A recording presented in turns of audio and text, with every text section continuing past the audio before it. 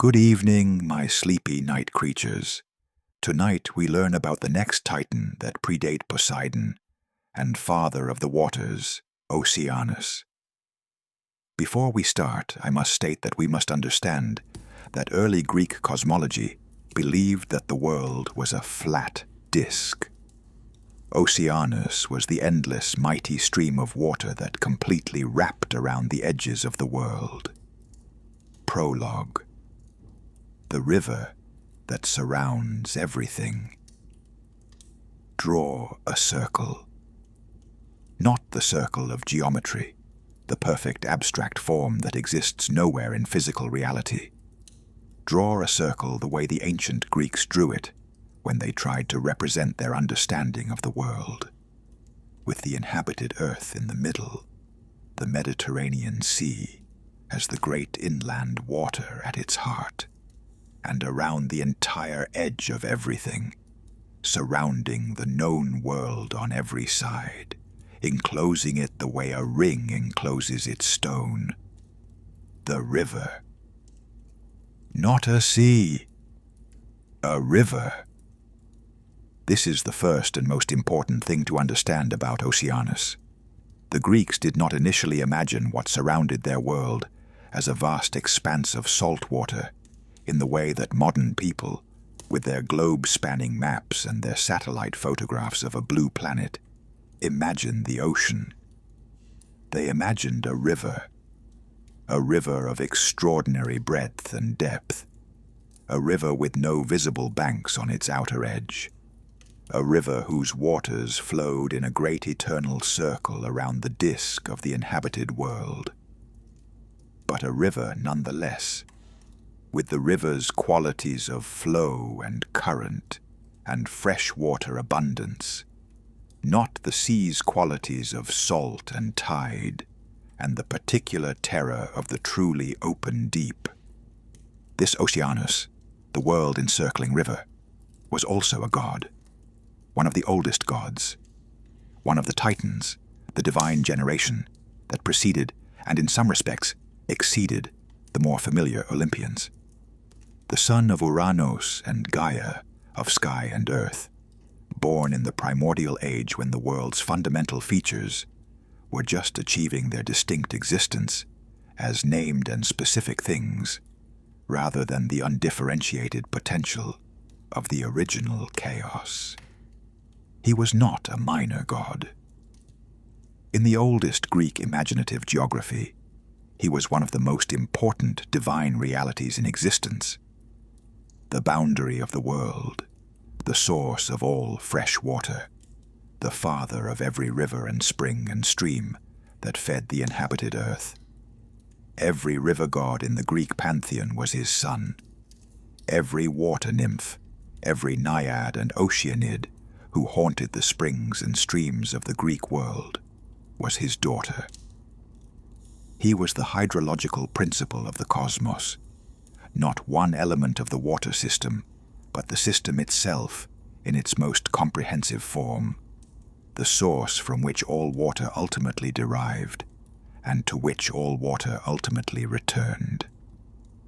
He was also, in the mythological tradition's most psychologically interesting characterization, the Titan who chose not to fight. When the Titanomachy came, when Zeus and his siblings challenged Cronus and the Titans for supremacy over the cosmos, when the great war between the divine generations shook the foundations of reality for 10 years, Oceanus did not take a side. The most ancient, most boundary-defining, most cosmologically fundamental of all the Titans, watched the conflict from his river, maintained his encircling flow, refused to align himself with either the old order or the new, and emerged from the conflict unchanged, still encircling, still flowing, honored by both the defeated Titans and the victorious Olympians. Why? What does it mean that the world river did not fight for the world that his encircling defined? This question, the question of Oceanus's conspicuous neutrality, his refusal of the conflict that reorganized everything around him, is one of the most interesting questions in the entire mythological tradition. And it is one that this story will return to repeatedly, because the answer is not simple and the implications are not limited to the specific historical episode of the Titanomachy. He is old. He is the oldest of the Titans in terms of his cosmic role, the divine being whose encircling of the world predates every other specific divine function. He is the boundary and the source. He is the river that has no outside, the water that surrounds everything, the flow that was flowing before the divine hierarchy had sorted itself into the arrangements that the mythology's conflicts were fought over. His story is not primarily a story of events. It is a story of a principle, of what it means to be the boundary, the source, the encircling flow. Events happen around him and sometimes involve him, but the deepest content of his story is not narrative. It is cosmological. What does the world-encircling river say about how the ancient world understood the structure of reality, the relationship between the known and the unknown, the meaning of the boundary that separates them? This is his story. It is the story of the water that surrounds everything, and of what it means to be the thing that everything is surrounded by. The nature of the world river. Part 1. The cosmological position. Chapter 1. Before the maps. To understand Oceanus, we need to understand how the Greeks understood the shape of the world. Before cartography had given them any reliable information about what lay beyond the range of their own direct experience. The Mediterranean world, the coastal regions of Greece and the Aegean, the shores of Asia Minor, the Italian peninsula, the coast of North Africa, was known in the sense of having been traveled, traded with, colonized, and fought over for centuries by the time the mythological tradition crystallized.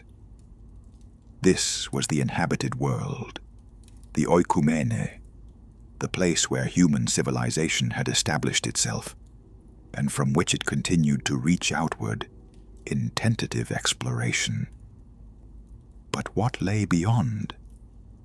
What was at the edge of the Adriatic, past the Pillars of Hercules, beyond the coast of Libya and the northern shores of the Black Sea and the eastern extremities of the lands beyond Mesopotamia? The honest answer was unknown. Beyond the regions that Greek sailors and traders had traveled, the world became speculation, and speculation had to fill its uncertainties with something. What it filled them with was Oceanus. The world river was, among other things, the Greeks' answer to the question that every bounded map eventually faces. What is outside the boundary? What is beyond the edge? If the inhabited world has a circumference, what is on the other side of that circumference?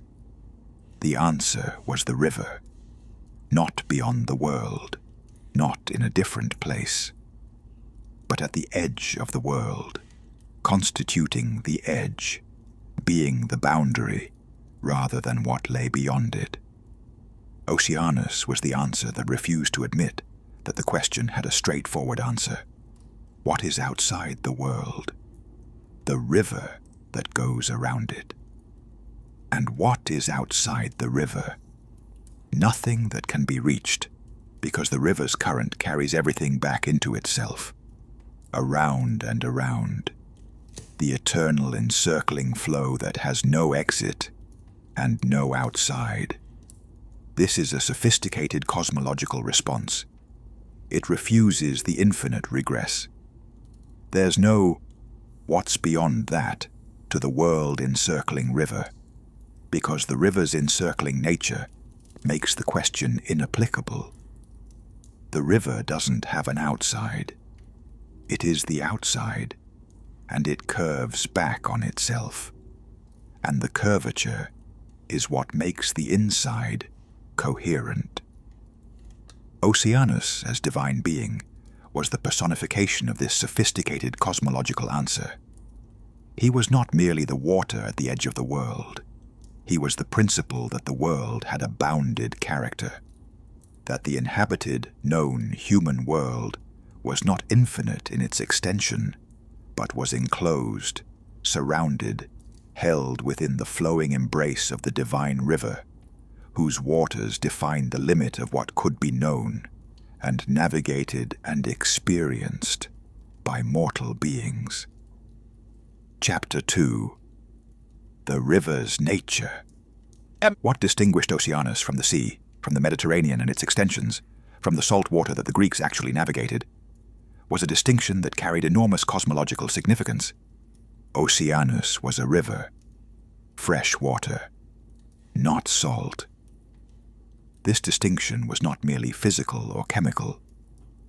In the Greek understanding of the world, the dichotomy between salt water and fresh water was cosmologically meaningful in ways that the modern mind, accustomed to understanding both as H2O in different states of dissolved mineral content, can miss. Fresh water was the water of life, the water of the rivers and springs and rainfall that sustained agriculture and civilization, the water that human beings and animals could drink, the water that the earth's generative processes required. Salt water was the water of the sea, the water of commerce and danger and the medium of the unknown, the water that was not drinkable, the water associated with Poseidon's unpredictable power. That Oceanus was a river of fresh water, not a salt ocean, meant that he was, despite his encircling of everything, primarily associated with the life-giving rather than the dangerous. He was the source of the fresh water that all living things required. Every spring that welled up from the earth, in the Greek understanding, was water that had come from Oceanus, flowing underground from the world river into the interior of the earth, and up through the springs that watered the inhabited world. Every river that flowed through the Greek countryside was fed by this underground connection to the world river. Every rainfall was water that had evaporated from Oceanus and fallen back upon the earth to replenish the rivers and springs that Oceanus had originally supplied. He was not just the boundary, he was the hydrological cycle. He was the source of all fresh water in the Greek understanding of how water worked in the world, which was not wrong in principle. The global water cycle does involve the ocean as a source of evaporated water that falls as rain and runs off in rivers back to the ocean, but operated through a different conceptual model than the modern meteorological understanding. This hydrological role made Oceanus one of the most practically significant of all the divine figures in the Greek imaginative world. The survival of civilization depended on the rivers and springs that he ultimately supplied. Agriculture required the rainfall that came, in the Greek understanding, from his waters. Every cup of water that a person drank was, in the deepest mythological sense, water that had journeyed from Oceanus through the underground channels and springs and rivers of the inhabited world to reach the cup. He was the source, not a source, the source. Every drop of drinkable water in the world was ultimately his. Chapter 3. The Parents. He was born of Uranus and Gaia, of sky and earth, the primordial pairing whose union in the earliest cosmological age produced the first generation of named divine beings. This parentage placed him in a specific cosmological position. He was not the first divine being. Gaia herself was among the very first of the named primordials, and Uranus was her production and complement. But Oceanus was among the first of the children of the first cosmic union, among the first of the named divine beings who were born from the world's most fundamental pairing. Being the child of sky and earth was being the product of the first great complementarity, the vertical axis of the cosmos, the above and below, the covering and the covered.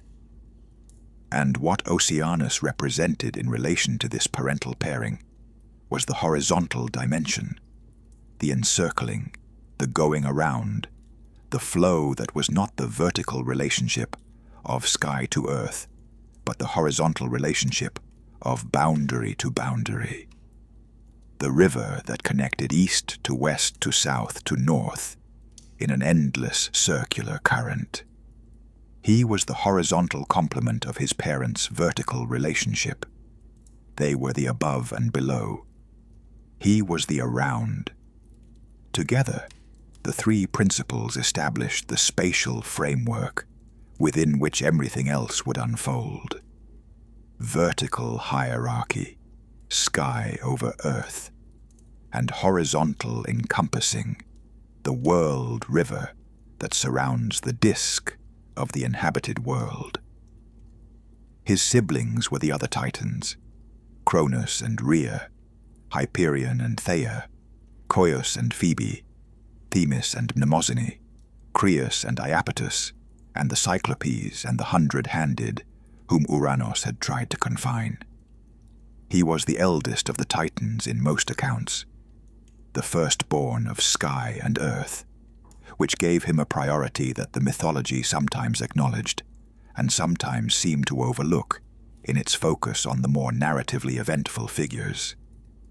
Eldest Titan, world river, source of all fresh water, horizontal encircler of the cosmos. These were his foundational identities, and they shaped everything that followed in his story. Chapter 4. Tethys.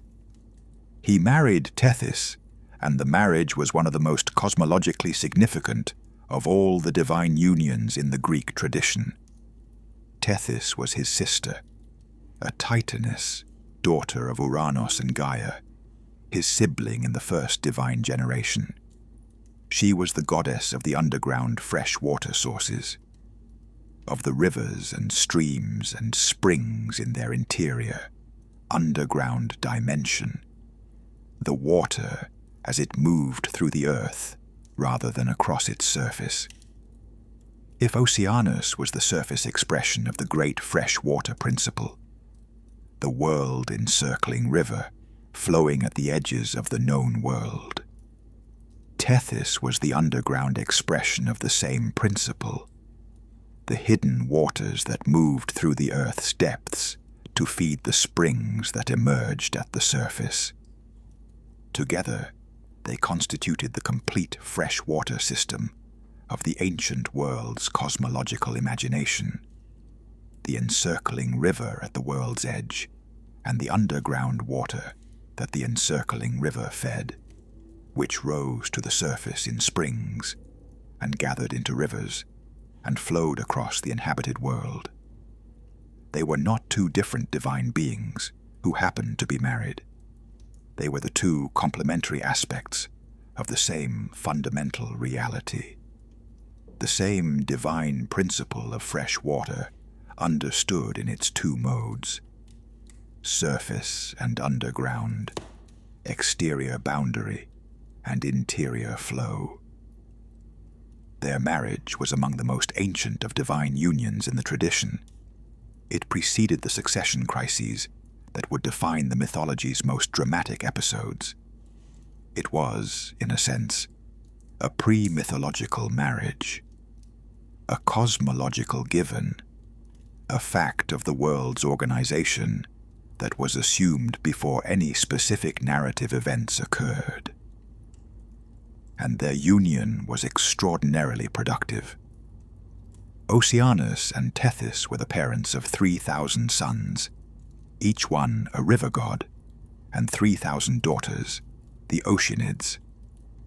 This 6,000-child family was the largest in the entire divine genealogy, more numerous than the offspring of any other divine pairing in the Greek tradition, a mythological expression of the principle that every body of fresh water in the world was ultimately their descendant. Chapter 5. The 3,000 Rivers. The 3,000 river gods, the sons of Oceanus and Tethys, were the divine inhabitants of every significant river in the Greek world and beyond, not just the famous rivers of Greece itself, but rivers from every corner of the known world. The Nile, the Ister, Danube, the Strymon, the Meander, the Alpheus, the Peneus, the Achelous, the Phasis, the Sangarius. Every named river was understood as a specific divine being, a son of Oceanus and Tethys, with his own character and his own myths and his own local cult practice. This mythological structure was not merely theological whimsy. It expressed something genuinely important about how the ancient world related to its rivers. Rivers were not simply physical features of the landscape, channels through which water flowed on its way to the sea. Rivers were powers. They were the life of the agricultural regions they watered, the danger zones that floods created, the sacred presences that local communities honored with worship and propitiation.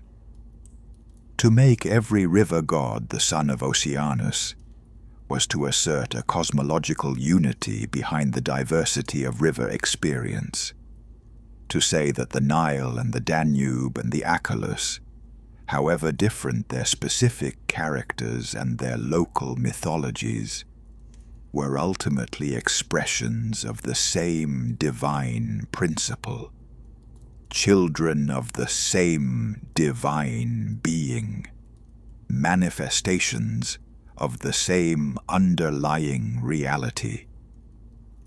The world's rivers were a family, and the family's father was the world river. This was also a statement about the nature of divinity as the Greeks understood it. Divine beings were not arbitrary assignments of supernatural power to various natural features. They were the recognition that the various features of the natural world expressed specific principles, that the various rivers of the world were not simply different examples of the same thing, but were each the specific, local, personal expression of the world, river's own vast and universal flow. Oceanus's sons were his particularity, his enormity and universality, expressed in the specific forms appropriate to each specific place where fresh water flowed. Chapter 6. The 3,000 Oceanids. The 3,000 daughters, the Oceanids, were a different kind of divine family, expressing a different kind of connection to the water principle that their parents embodied. While the river gods were primarily identified with specific named rivers, the Oceanids were more varied in their associations. Some were goddesses of specific bodies of water, springs, streams, small rivers. Some were associated with specific clouds or rain patterns. Some were the mothers of other divine beings and mortal heroes. Some were simply the named divine inhabitants of the wild natural world, in its watery and atmospheric aspects. Among the most famous Oceanids were figures who played significant roles in the broader mythology. Metis, the first wife of Zeus and the mother of Athena, whose quality of wise counsel made her one of the most significant of all the divine beings in the post-Titanomachy world. Eurynome, who in some traditions was herself a primordial figure of cosmic significance, an alternative first mother of the world in certain Orphic and pre-Homeric accounts. Styx, who in the tradition became the goddess of the oath river of the underworld, the most sacred river in the Greek religious imagination, the river by which the gods swore their most binding oaths, making her perhaps the most cosmologically significant of all the Oceanids. Calypso, the divine figure who detained Odysseus on her island for 7 years in the Homeric account, delaying his homecoming and demonstrating through her story the connection between the water's edge and the liminal space between the known world and what lay beyond it. And there was Clymene, mother of Phaethon, in the most famous version of that story. The story of the boy who tried to drive the sun chariot and nearly destroyed the world. A story whose connection to Oceanus was through the daughter who had crossed the world river's edge to consort with Helios and produce the child whose impossible ambition almost undid creation. These 3,000 daughters were the feminine principle of the water world, the nymphs and goddesses of every water source that was not a named river, the divine presences in every spring and stream and waterfall and cloud, the vast feminine divine community that populated the water world of the Greek imagination. Together, the 6,000 children of Oceanus and Tethys were the Greek mythological tradition's most comprehensive accounting of the divine presence in the world's fresh water systems. Part 2. The Boundary and What It Meant. Chapter 7. The Meaning of the Edge. What is an edge? In the Greek geographical imagination, the edge of the world, the place where the inhabited earth gave way to the encircling river, was not simply the limit of known territory in the modern cartographic sense. It was a qualitative boundary, a place where the nature of reality itself changed, where the rules and conditions that governed the inhabited world were suspended and replaced by different conditions appropriate to the liminal zone at the world's boundary. The edge was the place where the extraordinary happened. Heroes went there to perform their most extreme labors and to encounter the most extreme conditions. The sun rose from Oceanus in the east and sank back into him in the west, which meant that the point where sun and world river met was the point of the most fundamental daily transition, the place where night became day and day became night, where the cosmic order reset itself in the rhythm that made time possible. The dead went to the edge. The underworld entrances, in some versions of the mythology, were located at the edge of the world where the world river flowed, at the place where the living world ended and the dead world began. The ferry across the Styx, the journey to Hades, was in some accounts a journey to the world's edge, a crossing of or through the world river to the realm that existed on its other side, or within its waters, or beneath them. The blessed dead went to the edge too. The Elysian fields, the paradise of heroes who had been granted a special afterlife, were located, in many accounts, at the edges of the world, in the islands that the world river surrounded. To be in Elysium was to be at the edge of everything, at the limit of the inhabited world, in the liminal zone where the world river's flow was felt, and the ordinary conditions of mortal existence had given way to something more permanent and more peaceful. Oceanus was the god of this edge, the divine being who was the boundary itself, who defined through his own existence the limit that made the concept of the inhabited world coherent. Without him, the world would have no edge. Without the edge, the world would have no center. The omphalos at Delphi, the stone that marked the center of the world in the Greek sacred geography, was meaningful precisely because the center was defined by the edge. Because the world had a center, because the world had a circumference, because the circumference was Oceanus.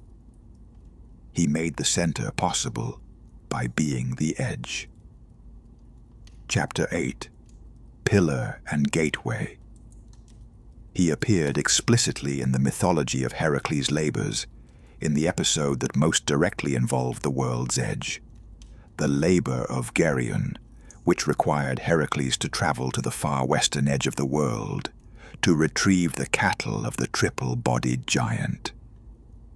On his way, Heracles reached the westernmost point of the Mediterranean, the Strait of Gibraltar, and erected the two pillars that the Greeks called the Pillars of Heracles, and that the myth understood as the markers of the world's western edge, the point where the Mediterranean Sea gave way to the outer ocean, where the familiar world of Greek commerce and colonization gave way to the world river that encircled everything. These pillars were, in a real sense, markers of Oceanus's domain, the architectural expression of the boundary that he constituted. Beyond the pillars was his water, the outer ocean that was the world-encircling river. The pillars were the gateway between the known and the world river, the portal at the edge of the world.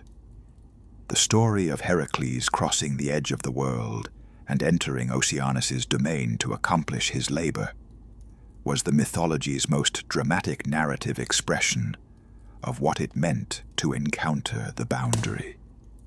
The sun gave Heracles its cup to cross the outer ocean, the great golden cup in which the sun itself traveled from west back to east each night, crossing Oceanus's waters at the opposite direction from its daily journey across the sky. Heracles sat in this divine vessel and crossed the world river, and the crossing itself was an assertion of heroic power. The hero who could travel in the sun's own vessel, who could navigate the world river that ordinary mortals could not cross. Oceanus, in this episode, appeared in some accounts as troubled by Heracles' crossing, shaking his waters, threatening the hero, demonstrating that the world river was not simply a passive boundary, but a power with its own character and its own response to the presence of a mortal or semi-divine being who had no business crossing its waters. And Heracles responded by threatening the river with his arrows, which, implausible as it sounds, was enough to cause Oceanus to calm his waters and allow the crossing. This exchange was mythologically significant. Even the world river, even the oldest titan and the most fundamental cosmic principle, yielded to the supremacy of the heroic. The boundary was real, but it was not impassable to those with sufficient divine authorization or heroic strength. Chapter 9. The Sun's Daily Journey. Every day, in the Greek cosmological imagination, the sun rose from Oceanus in the east, drove its chariot across the sky, and sank back into Oceanus in the west. And then, every night, it traveled back across the world river, sometimes in a great golden cup, sometimes in his own ship, sometimes by some mechanism the mythology did not fully specify. From west to east, ready to rise again in the morning. This daily rhythm made Oceanus the source and destination of the sun's journey, the water from which the day emerged and into which it disappeared, the boundary that the fundamental generator of light and warmth crossed twice daily in maintaining the cycle that made time and agriculture and life itself possible. The specific image of the sun's nighttime crossing of the world river was one of the most ancient and most evocative in the entire Greek mythological vocabulary. While mortals slept, while the inhabited world was in darkness, the sun was crossing Oceanus, traveling through the water or above it, or somehow navigating the world river's eternal current to return to the east in time for the morning rising. This journey was unseen, mysterious, taking place in the liminal space of the world's edge, where ordinary rules didn't apply. And the journey had to succeed every night. If the sun didn't make it across Oceanus, if something went wrong in the crossing, there would be no morning. The world river's nightly receiving of the sun and its morning releasing of the sun were among the most fundamental rhythms of the cosmos, and Oceanus's cooperation in this rhythm was not optional but cosmologically necessary. He was the medium of the sun's restoration, the water that received the exhausted sun in the west and released the renewed sun in the east was his water. Every morning was, in a sense, a gift of Oceanus, the world river releasing the sun from its nightly crossing to illuminate the day once more. Chapter 10. The Stars and the River. The stars, too, were connected to Oceanus in the Greek cosmological imagination. The stars rose from the world river in the east and sank into it in the west, just as the sun did. The entire visible cosmos appeared to emerge from and return to the encircling river in its daily and nightly motion. This made Oceanus not merely the boundary of the geographical world, but the boundary of the visible cosmos, the river from which all the lights of the sky emerged and into which they descended. The cosmos itself was enclosed within the world river, was surrounded by it on every side, was in this sense the interior space defined by Oceanus's encircling flow. The exception was the circumpolar stars, the stars that from the perspective of Greek observers in the northern Mediterranean never set, but instead circled eternally around the celestial pole, without ever touching the world river. These were the stars that Oceanus did not receive into his waters, and the mythology treated them as special in exactly this way. Homer's Iliad mentions the bear, Ursa Major, as the only constellation that does not bathe in the ocean, and this astronomical observation was understood mythologically as the bear's special relationship with the world river, a perpetual circling that never quite reached the boundary. But for all the other stars, all the other constellations that rose and set in the course of the night and the year, Oceanus was the medium of their daily rhythm, just as he was the medium of the suns, the river from which they rose and into which they fell, the boundary they crossed twice daily in their apparent motion across the sky. He was the boundary of the sky as well as the boundary of the earth. The world river enclosed both the geographical world below and the visible cosmos above, defining through its encircling the limits of what could be observed and known. The Titan and his world. Part 3. The Titanomachy and the Neutrality. Chapter 11. The War that Changed Everything. The Titanomachy, the great war between the Titans under Cronus' leadership and the Olympians under Zeus, was the defining event of the Greek mythological tradition's earliest historical layer. It was the conflict that reorganized the divine order from the Titan age to the Olympian age, the war that established the divine governance arrangement that would persist through all the subsequent mythology. Almost everyone took a side. The Titans, for the most part, fought for Cronus and the existing order. The Cyclopes and the Hundred-Handed, freed from Tartarus by Zeus, fought for the new generation. Various other divine beings aligned themselves according to their natures, their relationships, and their judgments about which side represented the more legitimate claim to cosmic governance. Oceanus did not fight. This conspicuous neutrality was noted in the ancient sources and has been the subject of considerable scholarly attention in the modern period.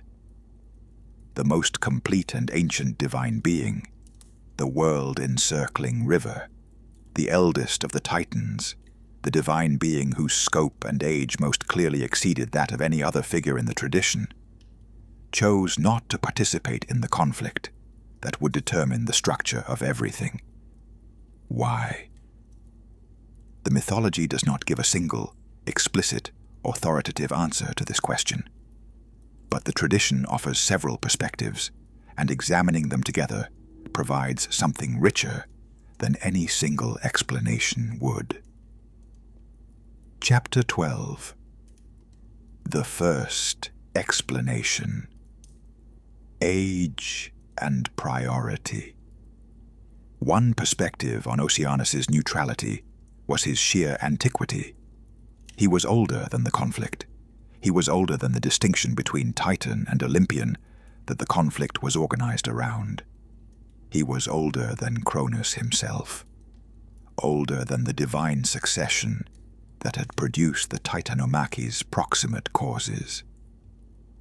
When you are as old as the world's edge, when your existence predates every specific arrangement of cosmic governance, when you were encircling the world before any specific god claimed any specific domain as his own, you may simply be too old to take the conflicts of the younger generations seriously as cosmic necessities rather than contingent arrangements.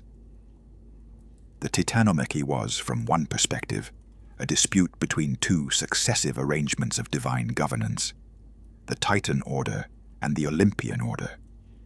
Both orders were specific, contingent, subject to change. Oceanus had been encircling the world before either order existed, and would continue to encircle it regardless of which order won. His perspective on the conflict was necessarily different from the perspective of those who had specific stakes in which particular arrangement prevailed. This is not apathy or indifference.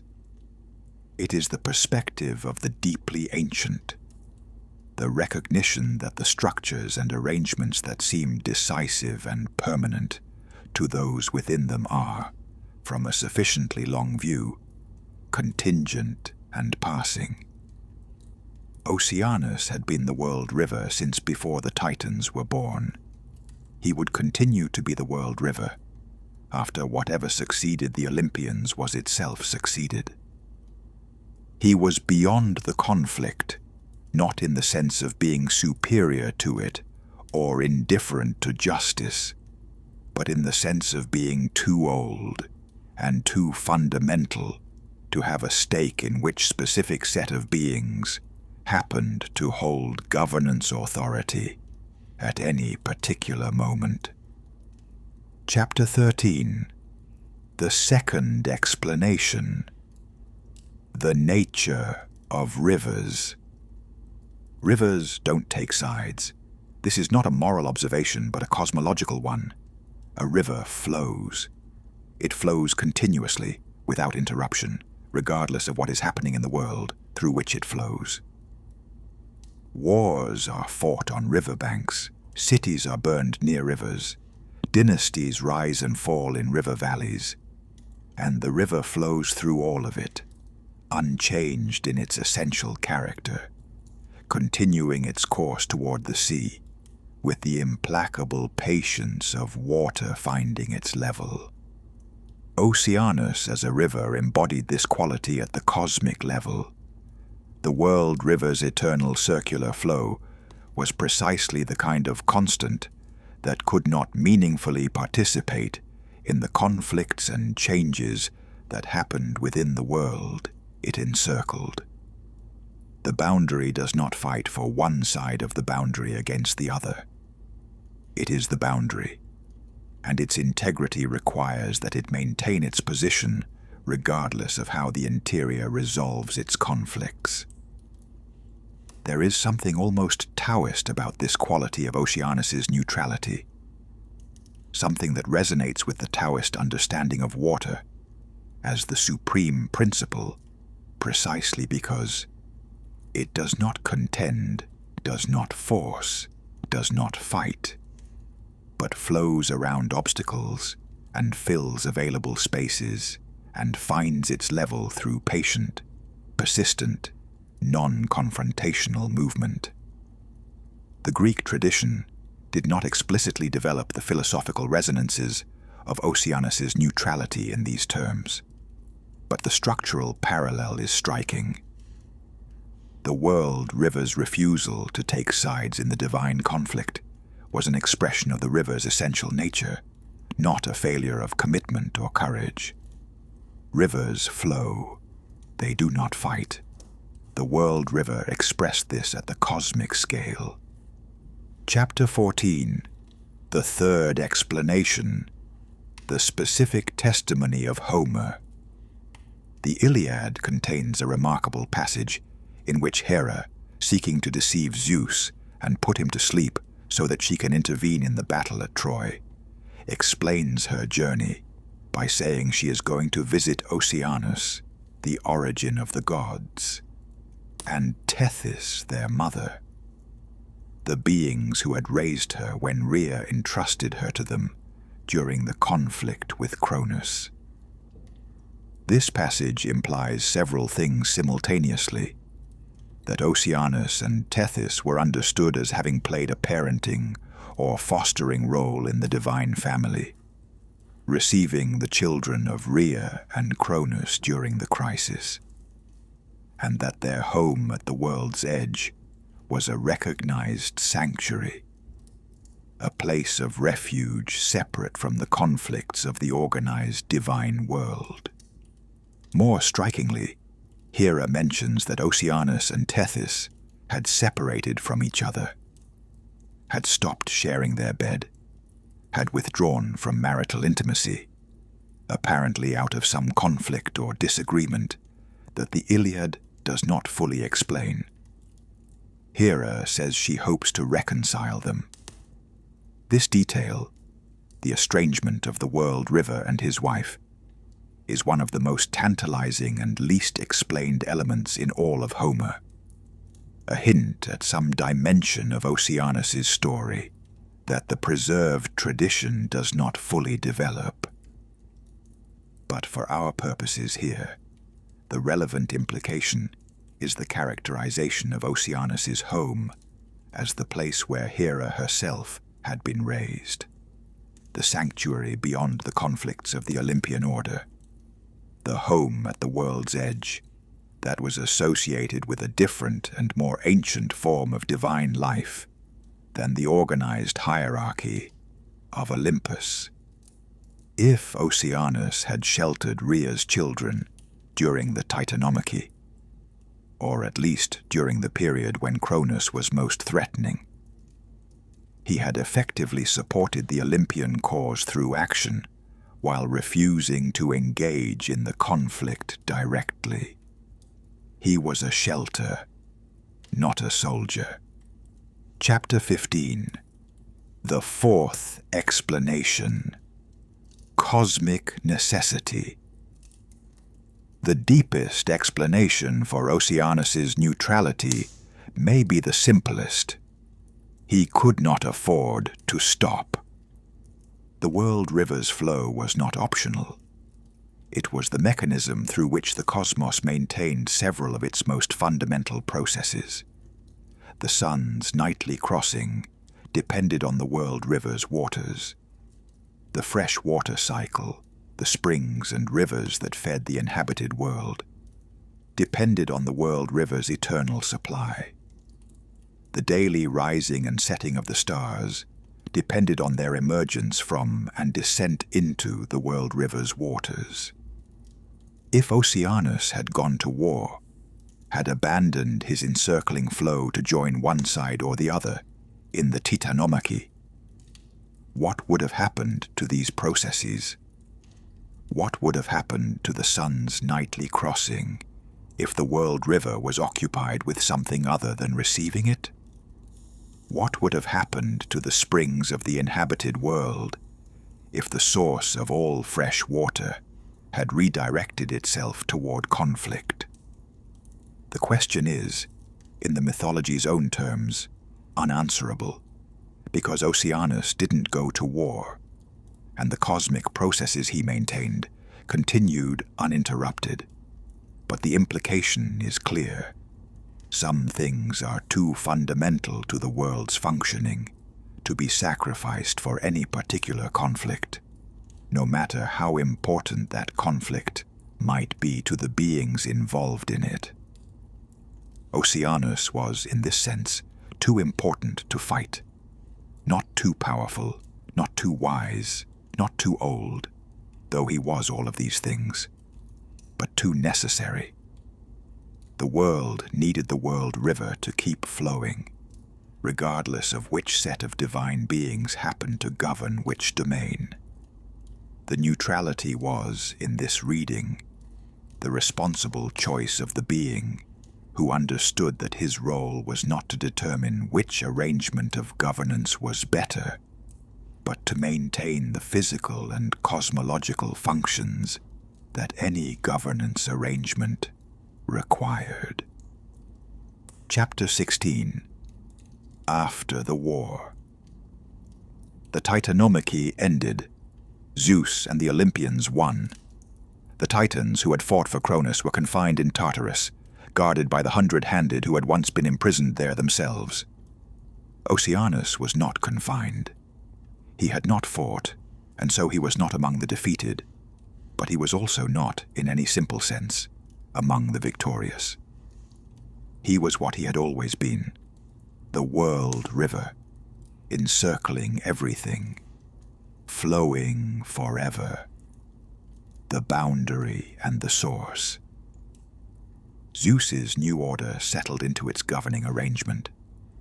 The domains were distributed: sky to Zeus, sea to Poseidon, underworld to Hades, various specific domains to the other Olympians.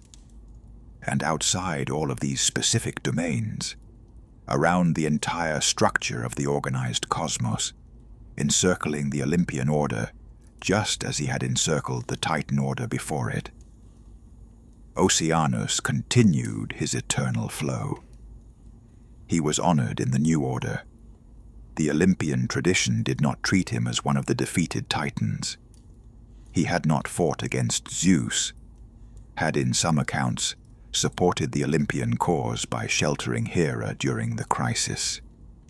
He was recognized as the most ancient of the Titans, the most fundamental of the cosmic principles, the divine being whose scope exceeded that of any Olympian in pure age and cosmological priority. Poseidon governed the sea, the Mediterranean and its arms, the salt water through which Greek sailors traveled, and which was the primary watery domain of the organized divine world. But Oceanus governed the outer ocean, the world river, the boundary that Poseidon's sea was contained within. Poseidon was powerful within his domain. Oceanus was the boundary of the domain. This relationship between Poseidon and Oceanus, between the god of the navigable sea and the god of the world river, was one of the more interesting structural tensions in the post-Titanomachy mythological world, and it was occasionally acknowledged in specific mythological episodes. Part 4. The Mythologies Episodes. Chapter 17. Phaethon and the River's Reception. The story of Phaethon, the son of the sun god, who begged to drive the sun's chariot and lost control, nearly burning the world before Zeus struck him down with a thunderbolt, was one of the most famous of all the Greek mythological tales.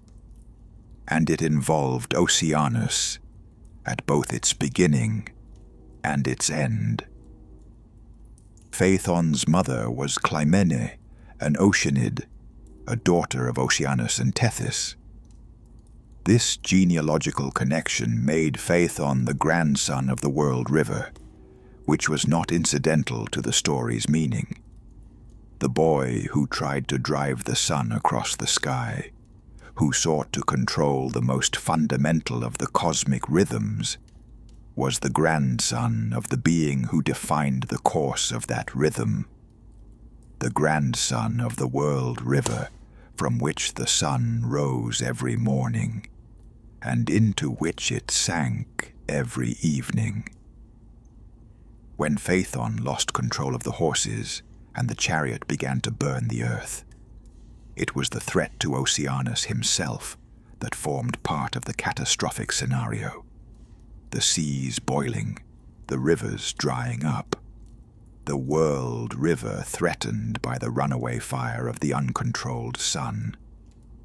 The threat that the story dramatized was not only the threat to the inhabited world, but the threat to the hydrological order that Oceanus maintained. The threat to the freshwater sources and the boundary river that constituted the most fundamental framework of the world's structure. When Zeus struck Phaethon down, the boy fell into the river Eridanus, in most versions a specific river of the inhabited world, sometimes identified with the Po, sometimes more loosely conceived as a river at the world's edge. The sisters of Phaethon, the Heliades, wept at the river's banks until they were transformed into poplar trees that dropped amber tears into the water. The river received what the sky cast down. The water that was Oceanus's extended domain was the element that absorbed the catastrophe, that received the fallen son of the sun, that held the grief of his sisters, that preserved in amber the trace of the disaster. Chapter 18. Heracles and the Crossing. The episode in which Heracles crossed the world river to reach Geryon's island was, as noted, one of the most direct narrative encounters with Oceanus in the entire mythological tradition. But it deserves more extended examination for what it reveals about the relationship between the heroic tradition and the boundary that the world river represented. Heracles needed to cross Oceanus.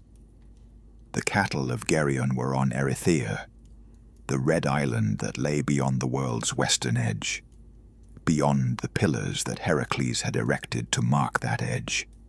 In the waters of the outer ocean, that was the world river.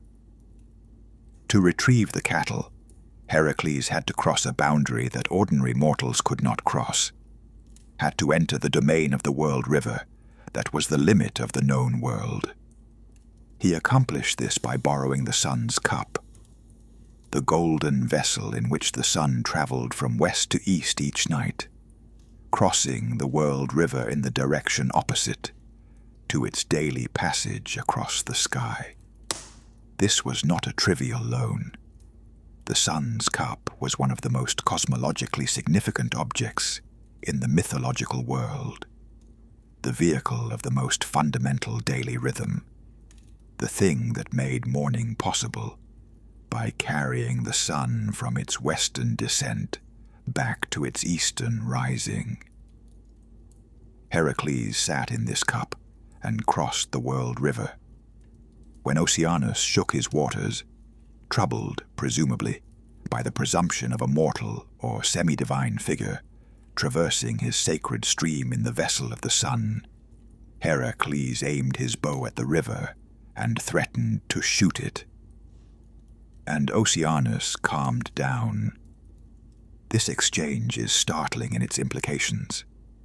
Heracles threatening a god, a titan, the world river, one of the most fundamental cosmic beings, with his arrows is, in one sense, simply the mythology's characteristically Greek assertion of heroic supremacy, the hero who is powerful enough to threaten even the world river.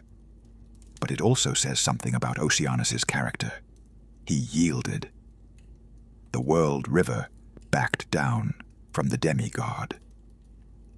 Why did Oceanus yield? The mythology does not explain, but the pattern of his neutrality and non-confrontation is consistent here. The world river does not fight. It yields, flows around obstacles, finds the path of least resistance.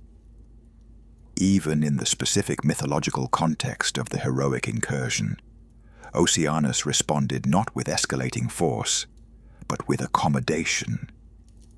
The boundary allowed itself to be crossed by the hero, whose authorization, carrying the sun's own cup, was sufficient. Chapter 19. The Homeric Tradition. Homer's Iliad and Odyssey treated Oceanus as a foundational cosmological reality, rather than as an active participant in their narratives. But the references to him in both epics are revealing about the depth of his significance in the earliest layer of the Greek literary tradition. In the Iliad, the famous passage about Hera visiting Oceanus and Tethys presents them as among the most ancient and most honored of all divine beings. The beings who had fostered the Olympian gods, who had provided sanctuary during the Titan Age's crisis, who lived at the world's edge in a space separate from and prior to the organized Olympian hierarchy. The Iliad also contains the description of Achilles' shield, the great piece of armor forged by Hephaestus that depicted, in successive rings, the entire world and its activities. The outermost ring of the shield, encircling all the other rings of human activity, the cities at peace and war, the agricultural scenes, the dancing, was the river Oceanus, the world river surrounding everything, the ultimate frame within which all human and divine activity took place. This was not a decorative choice. It was a cosmological statement in artistic form. Hephaestus, the divine craftsman, had captured in the structure of the shield the structure of the world itself, with Oceanus in his proper position as the encircling boundary of everything. The shield was a map, and the map was true, and the truth the map expressed was that Oceanus surrounded it all. In the Odyssey, the world river appeared in the context of Odysseus's journey to the underworld. The Nekia, the descent to the dead, that was one of the most theologically significant episodes in the entire Homeric tradition. Odysseus sailed to the edge of the world, to where the waters of Oceanus lay, and there performed the rites that allowed him to communicate with the shades of the dead. The world river was the boundary not only between the known world and the unknown, but between the living world and the dead. Chapter 20. The Homeric Hymns and the Fertility Function. The Homeric hymn to Demeter, one of the longest and most significant of the hymns, and one of the most important texts for understanding Greek religious thought about the natural world's cycles, situated the abduction of Persephone, in a mythological geography that involved Oceanus explicitly. Persephone was gathering flowers in the meadow of the Nysian plain when Hades seized her and carried her to the underworld. Among the flowers she was gathering when the earth opened were narcissus blooms that the earth had produced by the will of Zeus as a lure, and the mythology of this moment situated the meadow in relationship to the world's waters in ways that implicated Oceanus's sphere. More directly, the hymn named specific Oceanids among the companions of Persephone who were gathering flowers with her when she was taken. Divine daughters of Oceanus, daughters of the world river, were present at the most significant moment of divine kidnapping in the mythology. The world river's daughters were witnesses to the catastrophe that would eventually produce the institution of the seasons. Demeter's grief causing the earth's barrenness, the compromise that returned Persephone for part of the year, the institution that governed the agricultural cycle on which all human civilization depended. Oceanus's daughters were there at the founding of the seasons. The world river's offspring witnessed the event that produced the world's most fundamental biological rhythm. The philosophical Oceanus. Part 5. Water and Origin. Chapter 21. Thales and the Water Principle. The philosopher Thales of Miletus, who is often credited with being the first systematic philosopher in the Western tradition, the first person to attempt a naturalistic rather than mythological account of the world's origin and nature, proposed that water was the fundamental principle of all things, the arche or origin, from which everything else derived.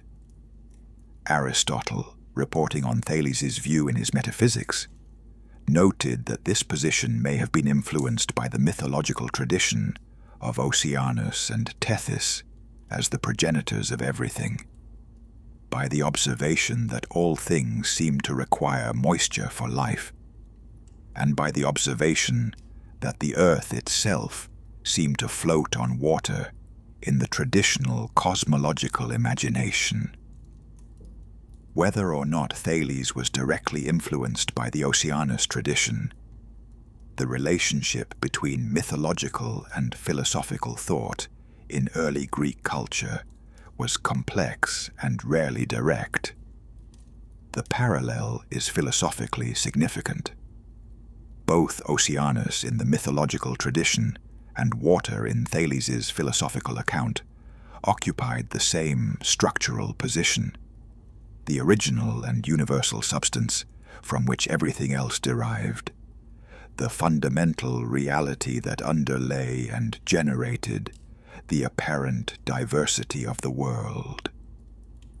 The move from Oceanus the divine being to water the first principle was in one sense the move from mythological to philosophical thinking, the replacement of the personal divine figure with the abstract principle. But the structural claim remained the same. What everything comes from, what everything is sustained by, what provides the most fundamental unifying principle of the world's diversity, is water. Oceanus expressed this claim in mythological form. Thales expressed it in proto-philosophical form. Both were reaching for the same cosmological intuition, that water, in its various forms and expressions, was the most fundamental and most comprehensive reality the world contained. Chapter 22. Heraclitus and the River. Heraclitus of Ephesus, whose enigmatic fragments have been generating philosophical discussion for 2.5 millennia, used the river as his primary image for the nature of reality, and the resonances with the Oceanus tradition were profound. You cannot step into the same river twice. This is Heraclitus's most famous formulation, and what it expressed was a vision of reality as fundamentally characterized by constant change, by flux, by the continual transformation of all things into other things, by the impossibility of any static identity in a world where everything was in motion. The river was Heraclitus's image for this, because the river was the most vivid available illustration of something that was continuous and persistent. The river as a thing, with a name and a character, while being constantly changing in its specific content. The water in the river is never the same from one moment to the next. Heraclitus extended this image to the entire cosmos. All things were in flux. All things were transforming into their opposites. The apparent stability of the world was the stability of a process, not the stability of a fixed state. The world was, in his vision, a kind of eternal river, constantly flowing, constantly changing, maintaining its character precisely through and not despite its constant transformation. Oceanus, the eternal world river that flowed without ever stopping, that maintained its character precisely through its constant motion, that was the most stable and permanent of all divine realities, precisely because it was the most constantly moving. Oceanus was the mythological version of Heraclitean cosmos. The world was the river, and the river never stopped. The resonance was not coincidental.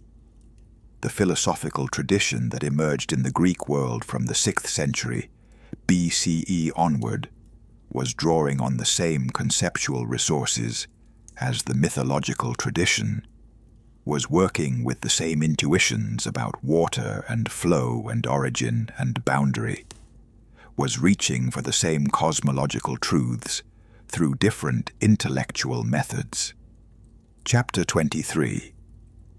The Orphic Tradition. The Orphic tradition, the collection of religious and philosophical texts and practices associated with the legendary singer Orpheus, which presented alternative and, in some respects, more developed cosmological accounts than the mainstream mythological tradition, gave Oceanus an even more exalted position than the Hesiodic tradition had. In certain Orphic cosmogonies, the universe's first principle was not chaos but time, chronos, or night, nix, and from this first principle came an egg, the Orphic egg, from which the first divine being hatched. But Oceanus was present in various Orphic texts as one of the most ancient and most cosmologically significant of the divine realities, sometimes as the first or among the first of the formed divine beings, sometimes as the boundary that defined the structure of everything else. Plato, in his Timaeus, the dialogue that presented the most philosophically developed of the ancient accounts of the world's creation, mentioned Oceanus and Tethys in passing as the most ancient of the divine beings, citing earlier traditions, presumably Orphic or pre-Homeric in character, that placed them at the foundation of the divine genealogy. The Orphic tradition also preserved the connection between Oceanus and the water of the underworld in particularly vivid form. The Orphic gold tablets, thin sheets of gold inscribed with instructions for the soul in the underworld, found in graves across the Greek world from the 5th century BCE onward, described the springs that the dead soul would encounter in the underworld, and the contrast between the water of lethe, forgetfulness, and the water of memory. The good soul should avoid lethe and drink instead from the spring of memory, thereby maintaining its identity and consciousness through the underworld journey. The water of Oceanus was the background reality against which these specific springs were understood. The vast freshwater source from which even the underworld springs derived. Chapter 24. The Geographical Thought. The development of Greek geographical thought, from the mythological understanding of Oceanus as the world river to the increasingly sophisticated cartographic and cosmological models of the classical and Hellenistic periods, traced a fascinating arc that both preserved and transformed the oceanic tradition. The earliest Greek maps, the circle maps that placed the inhabited world at the center, surrounded by the world river, were mythological documents as much as geographical ones.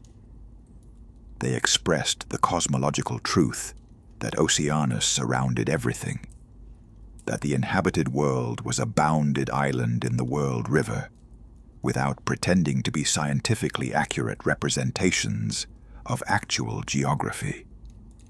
As Greek exploration extended, as sailors went beyond the Pillars of Heracles and began to encounter the actual Atlantic Ocean, as traders traveled to the ends of the Black Sea and reported on what lay beyond, as the Persian Wars brought Greeks into contact with the vast extent of the Asian continent, the simple circle map became increasingly difficult to maintain as a geographical model.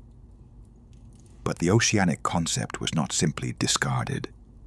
Instead, it was transformed. The Atlantic Ocean beyond the Pillars of Heracles became increasingly identified with the literal outer ocean, not just the mythological world river, but the actual body of water that surrounded the known world. The discovery that there was actual ocean beyond the edge of the Mediterranean was, in a sense, the geographical confirmation of the mythological claim. Oceanus was real, was the actual ocean that surrounded the land masses of the world. This shift from Oceanus as the mythological world river to Oceanus as the literal outer ocean was never quite complete in the ancient world. The word ocean in both Greek and Latin retained the connection to the divine being, even as it increasingly came to refer to the physical body of water.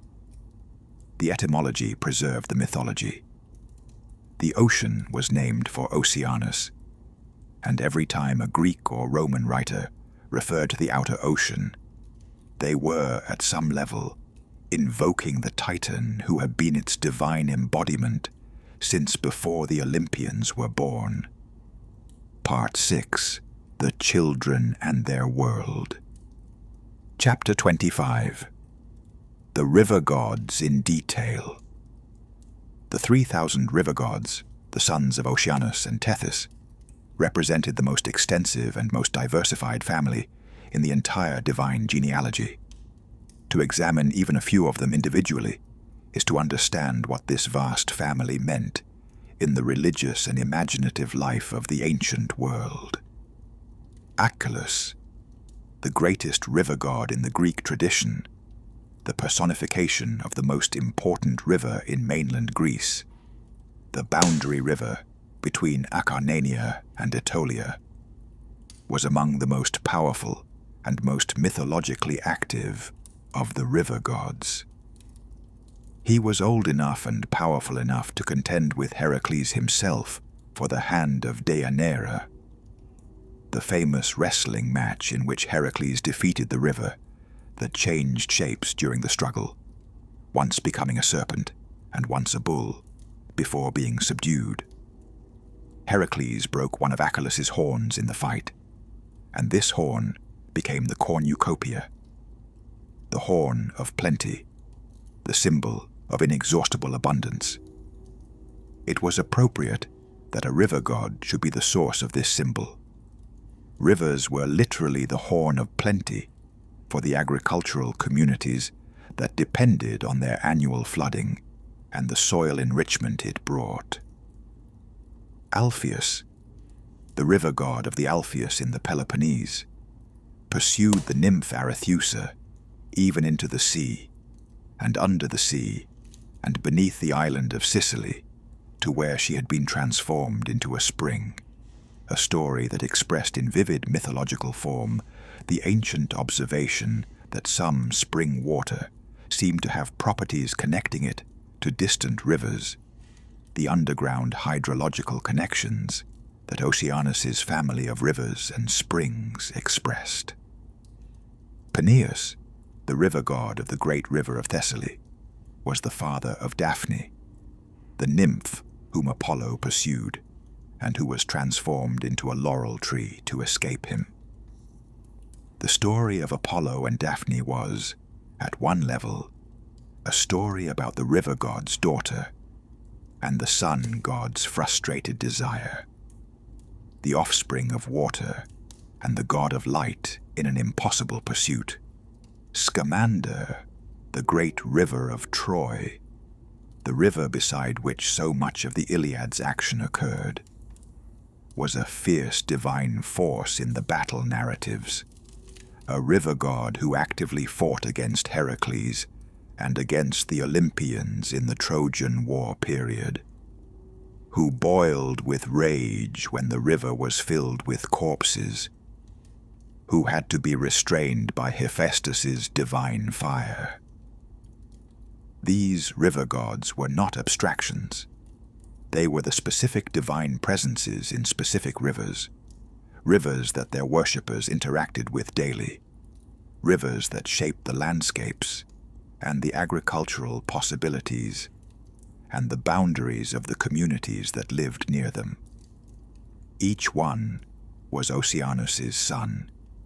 Each one was the world river expressed in the particular, the universal made local, the great encircling river present in the specific daily reality of the spring flood and the summer low water and the annual rhythm of the river's life. Chapter 26. The Oceanids and Their Roles. The 3,000 Oceanids, daughters of Oceanus and Tethys, populated not only the watery world, but the broader natural world, the divine feminine presences in clouds and meadows, and the spaces between things. Styx was perhaps the most cosmologically significant of all the Oceanids, the goddess of the underworld's most sacred river, the river by which the gods swore their most binding oaths. That the oath river of the divine world was a daughter of Oceanus was cosmologically significant. The most binding of all promises was sworn on the daughter of the world river, and the binding power came from that genealogy. The river of the oath drew its force from the primordial principle of water, from the ancient reality of the world river that had been there before any divine hierarchy, and that would persist after any divine arrangement might change. When gods swore by Styx and violated the oath, they were punished, laid in a coma for a year, then excluded from the divine feast for 9 years, then excluded from Olympus for 9 more. The punishment for violating the oath by Styx was the loss of divine community, divine sustenance, divine belonging, the ultimate social death for a divine being, the loss of the community that defined divine existence. And this punishment was enforced by a daughter of Oceanus, by the authority of the world river, whose waters were the ultimate arbiter of divine good faith. Metis, the Titaness of wise counsel, the first wife of Zeus, was another daughter of Oceanus, whose role in the tradition was of enormous significance. Zeus swallowed Metis when she was pregnant, fearing the child she carried would eventually surpass him, an echo of the pattern established by Cronus. And from this swallowing, Athena was born, springing fully armed from Zeus's head. The wisdom that characterized Athena, the divine intelligence that made her the most important of the goddesses in the tradition's philosophical understanding, was inherited from her mother Metis, whose quality of practical wisdom was itself a quality appropriate to the world river's daughter. The intelligence that flows around obstacles, that finds the path through the most complicated situations, that moves with the patient effectiveness of water finding its level. Calypso, the island goddess who detained Odysseus for 7 years, promising him immortality if he would stay with her, was another Oceanid whose role in the tradition expressed the liminal, boundary-crossing character of her parentage. She lived on an island at the world's edge, Ogygia, which was explicitly associated in the Odyssey with the boundary between the known world and what lay beyond it.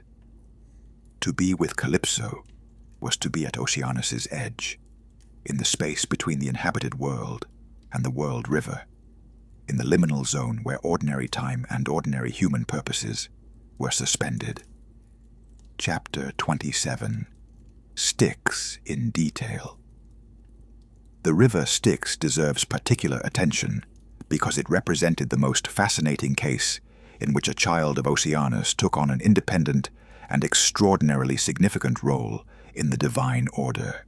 In Hesiod's account, when the gods swore their most important oaths, they swore by the water of Styx, specifically by a branch of the world river, by the river that flowed from the world river Oceanus through the underworld. The procedure was specific.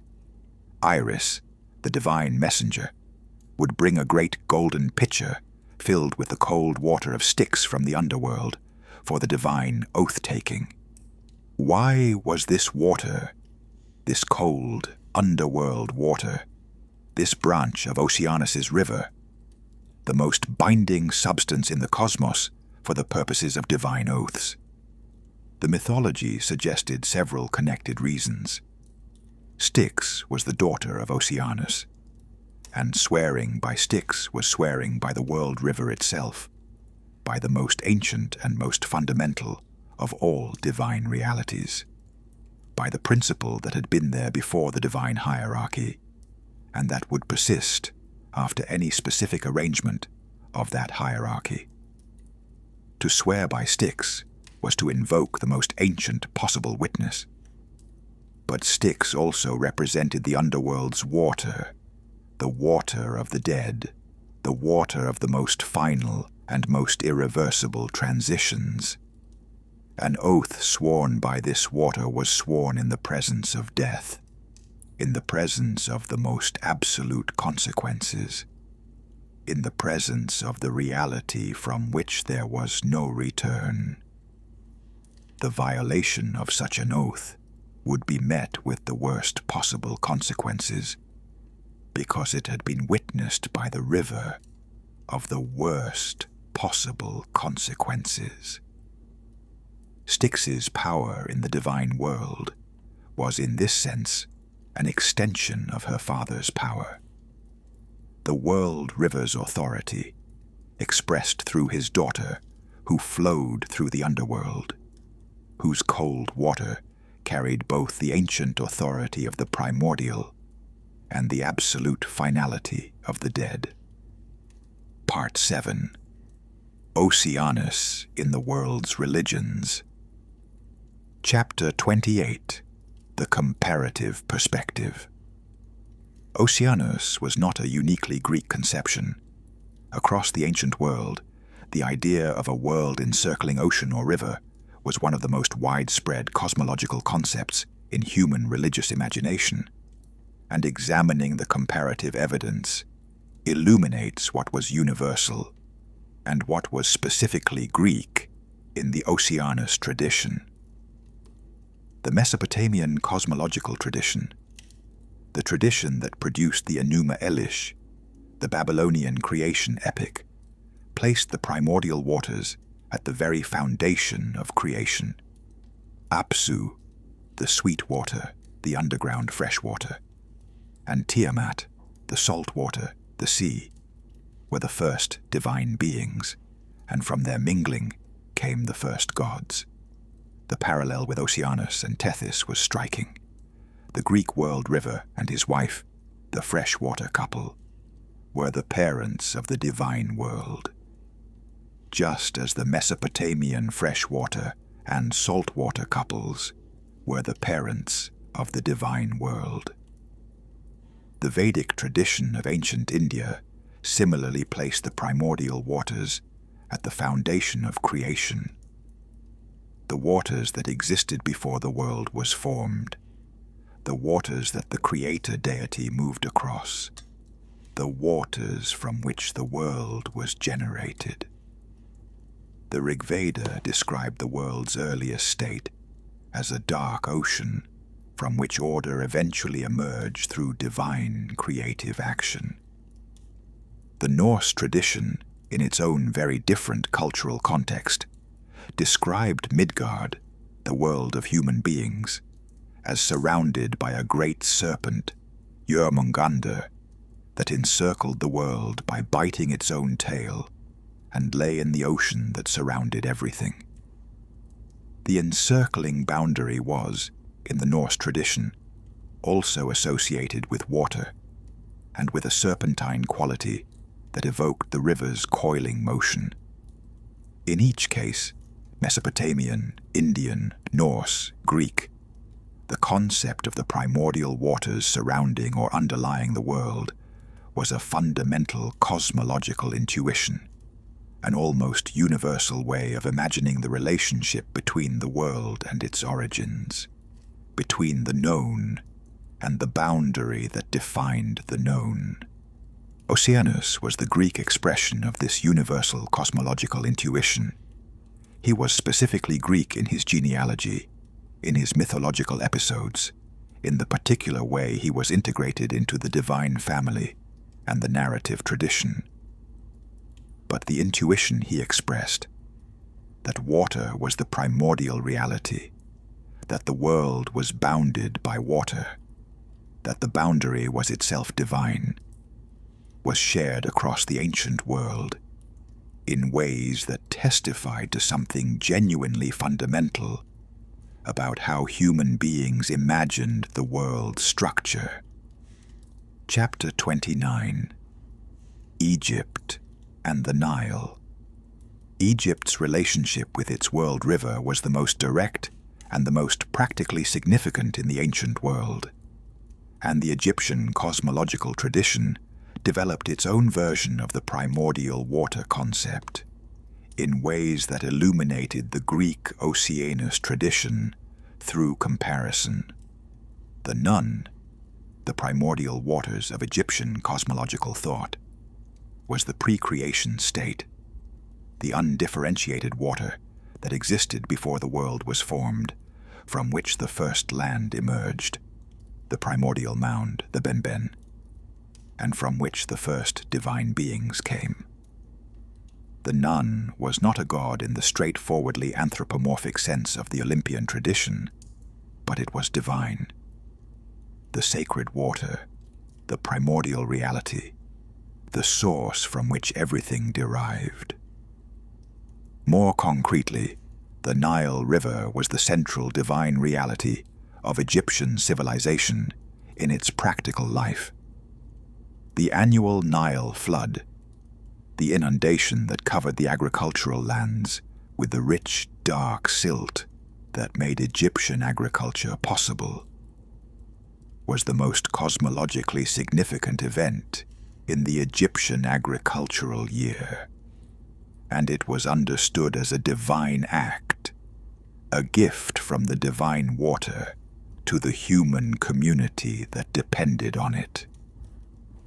Egypt's relationship with the Nile was, in this sense, the most vivid possible illustration of what the Oceanus tradition was expressing at the cosmological level. The world's human communities were sustained by divine water. were gifts of the divine water, were dependent on the world river's generosity for their survival. The Nile was one of the sons of Oceanus in the Greek mythological tradition, one of the 3,000 river gods, the personification of the most important river in the ancient Mediterranean world. To the Greeks, the Nile's extraordinary fertility was the gift of Oceanus's divine son, the expression in the most dramatic possible form of what the world river's offspring provided to human civilization. Chapter 30. The River in Ritual. Water's sacred significance in ancient religious practice was not limited to the cosmological imagination.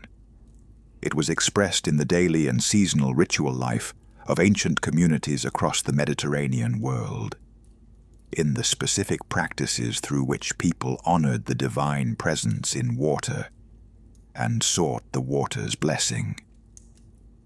The Oceanid Styx's role in the divine oath was the most dramatic mythological expression of this sacred significance. The most binding divine promise was sworn on water, because water was the most ancient and most fundamental of sacred realities. But the same principle expressed itself in countless specific ritual practices that were part of ordinary ancient religious life. Rivers were worshipped in their specific local forms across the Greek world. The Achelous, the Alpheus, the Scamander, the Meander, the Strymon.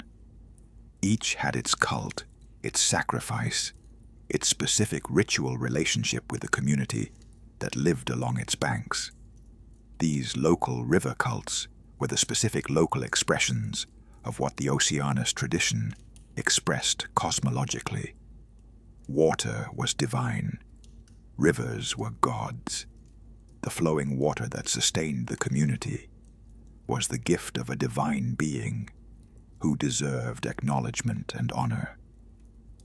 The practice of throwing offerings into rivers and springs, attested archaeologically throughout the ancient world in the form of the votive objects found in the beds of rivers and at the edges of springs, was the most direct possible ritual acknowledgement of the divine presence in water.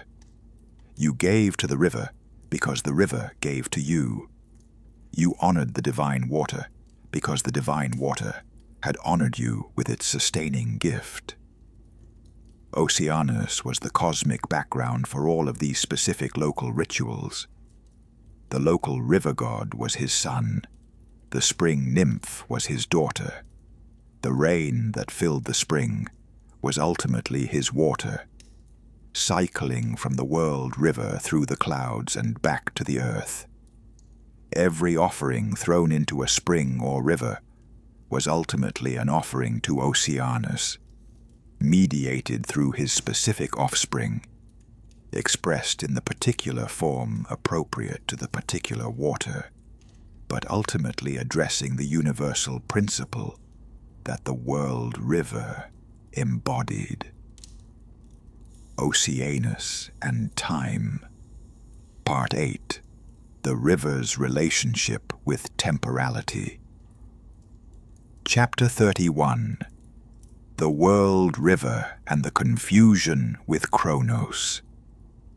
The ancient world preserved alongside the mythological tradition of Oceanus the world river a separate figure, Kronos, the personification of time itself, sometimes depicted as an old man with a scythe, sometimes as the serpent that winds around the world, sometimes as the figure who consumed his own offspring, in a confusion with Kronos the Titan that persisted into Renaissance iconography and beyond. The distinction between Oceanus, Cronus, and Kronos was not always clearly maintained in the ancient sources, and the resulting confusions were mythologically productive, even where they were not textually precise. The three figures shared the quality of the ancient, the powerful, the consuming. Whether the consumption was Cronus swallowing his children, Kronos consuming the years, or Oceanus receiving the sun each evening to send it back refreshed in the morning. But Oceanus's relationship with time was real and specific, even without the confusion. As the river that encircled everything, Oceanus was the medium through which the fundamental rhythms of time, the day, the season, the year, were expressed. The sun rose from him and sank into him. The stars emerged from him and descended into him. The cycle of the seasons was the cycle of the rivers and rainfall that he ultimately fed. He was not time itself. That was a different and more abstract concept. But he was the medium of time's most vivid expressions, the substance through which the fundamental rhythms made themselves manifest in the physical world. Without the daily journey of the sun through Oceanus's waters, there was no day and night. Without the seasonal cycle of rainfall and river flow that Oceanus sustained, there were no seasons. He was not the cause of time, but he was the medium through which time's patterns expressed themselves in the world's physical reality. Chapter 32. The Eternal Flow. One of the most philosophically significant aspects of Oceanus's character was his eternity. Not eternity in the sense of existing outside time, but eternity in the sense of persistent, uninterrupted continuity through time. He had always been flowing. He would always be flowing. There was no moment in the world's history when Oceanus was not encircling the world. No future moment in which the world river would cease its eternal current. This uninterrupted continuity made him one of the most powerful images of permanence available in the mythological tradition. Not the permanence of the unchanging, like Plato's eternal forms, which existed outside time and were immune to change, but the permanence of the continuously changing. He was permanent, not despite his constant flow, but through it. His eternity was the eternity of the process, not the eternity of the fixed state. This quality of process permanence made Oceanus a figure of considerable philosophical interest for ancient thinkers wrestling with the relationship between permanence and change. The pre-Socratic tradition, as noted, found in water the primary image for the fundamental principle that was both universal, present everywhere, underlying everything, and perpetually changing, flowing, transforming, never resting in a fixed state. Oceanus embodied this paradox in mythological form. The most permanent and most ancient of all divine realities was also the most constantly in motion, the most perpetually flowing, the most thoroughly identified with change as a mode of being. His eternal flow was not monotonous repetition.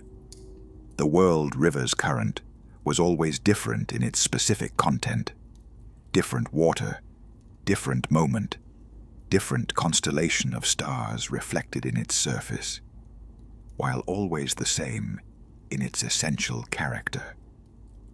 It was the pattern of permanence through process, the identity that persisted through constant change, that made Oceanus the paradigm case of a specifically temporal form of the eternal. Chapter 33. The River of No Return and the River of Return. One of the most interesting structural features of Oceanus's role in the mythological world was his dual relationship with death. He was simultaneously the river through which the sun returned each night, enabling the renewal of morning, and the ocean from whose edge the entrance to the underworld could be accessed, enabling the descent into death. This dual relationship expressed a profound cosmological insight. The world river was the medium of both the circular journey, the sun's daily round trip that made time possible, and the one-way journey, the descent of the dead to the underworld, from which no ordinary traveler returned. The encircling river enabled both because it was both. The world's edge was the edge in every direction, including the edge between the living world and the dead world. The west was where the sun set, the place of endings, the place of the dead in many ancient traditions, and the west was the edge of the world river, the place where the world met the boundary that enclosed it. The entrance to the underworld and the point of the sun's daily descent were, in the mythological geography, the same or adjacent places, both at the edge, both at the world river's domain. The sun went into Oceanus in the west and came back out in the east, a circular journey, a return, a renewal. The dead went into the underworld from the world's edge and did not ordinarily return. A one-way journey, a departure without return. Both happened in Oceanus's domain. The same river that enabled the sun's circular renewal was the boundary crossed in the dead's final departure. This made Oceanus the most profound of all the divine images of the boundary between life and death. Not because he was the god of death, that was Hades's domain, but because he was the medium through which both the daily renewal of life, the sun's return, and the final departure from life, the soul's descent, were accomplished. Part 9. The Later Traditions.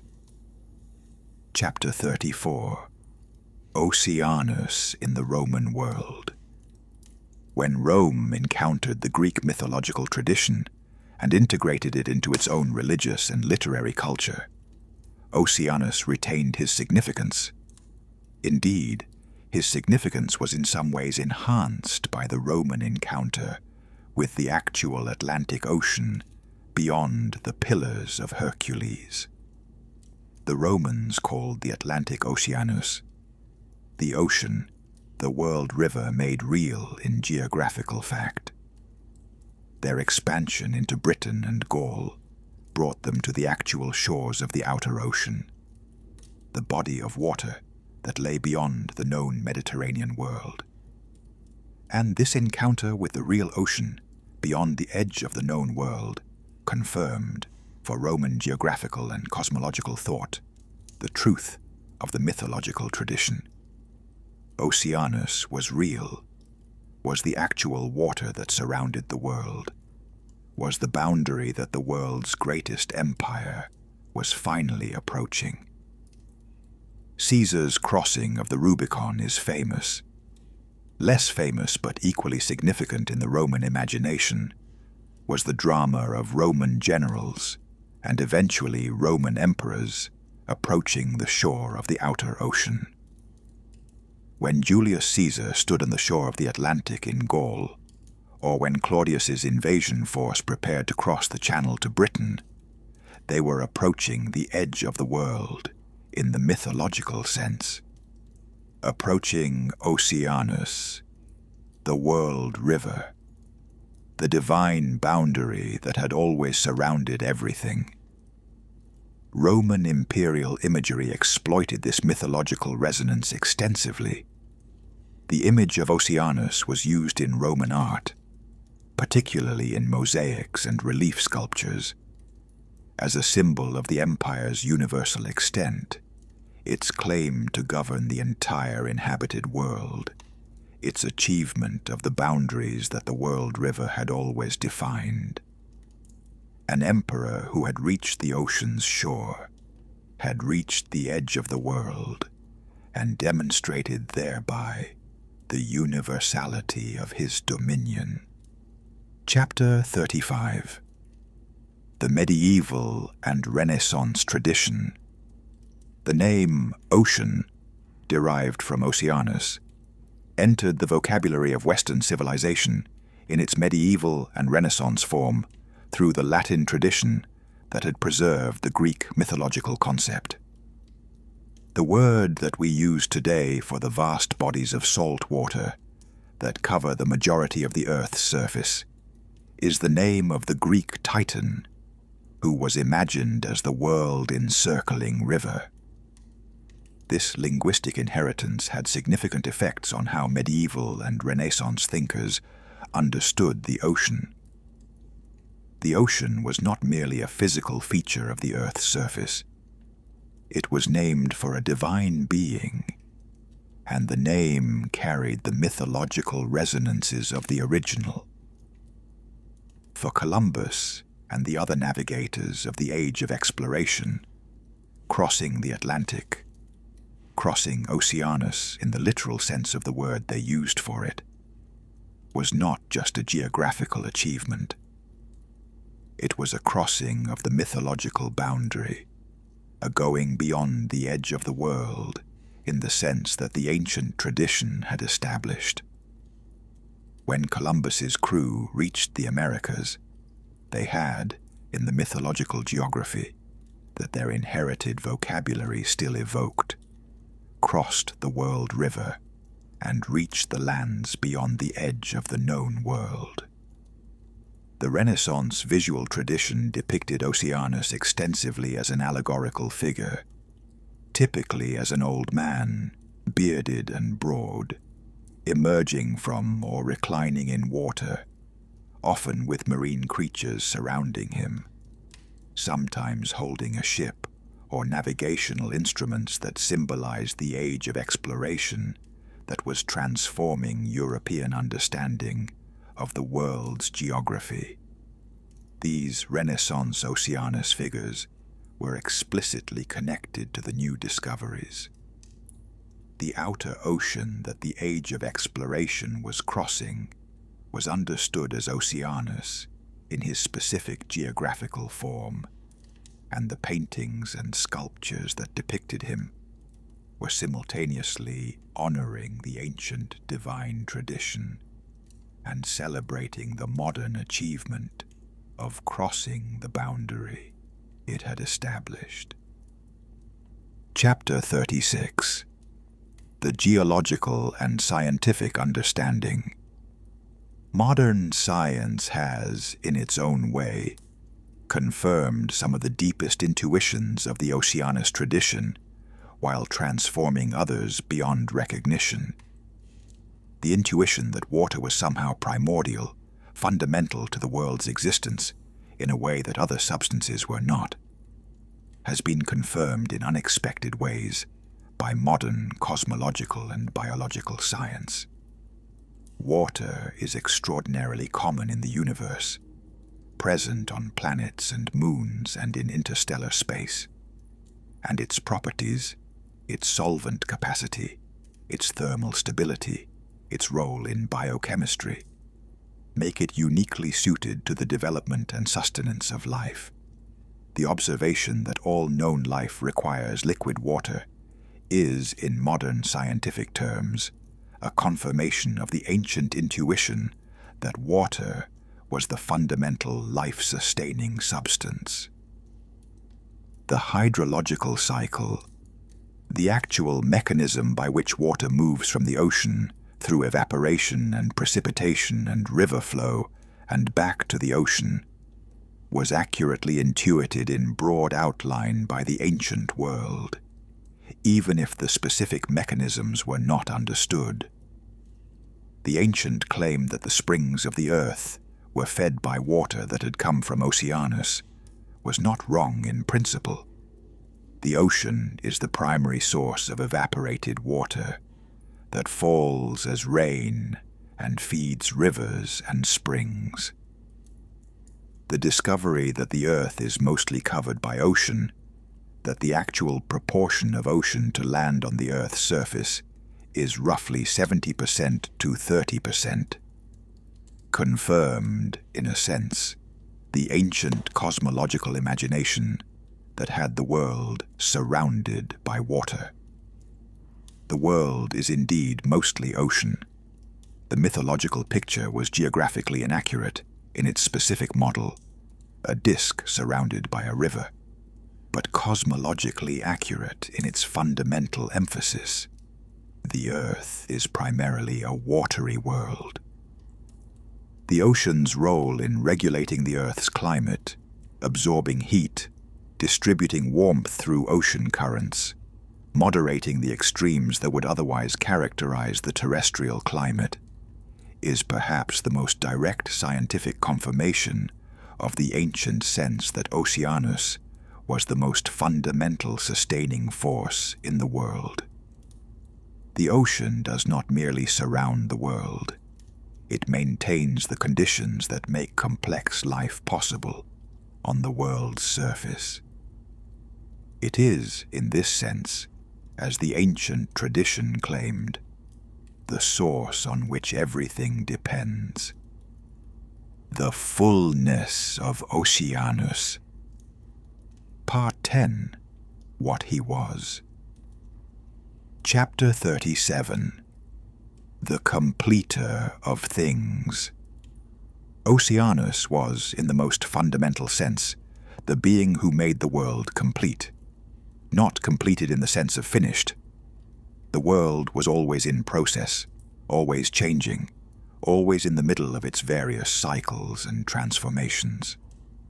Complete in the sense of whole, the sense of having an edge that defined it, a boundary that enclosed it, a circumference that gave it the character of a complete and coherent reality, rather than an indefinitely extending surface that went on forever without resolution.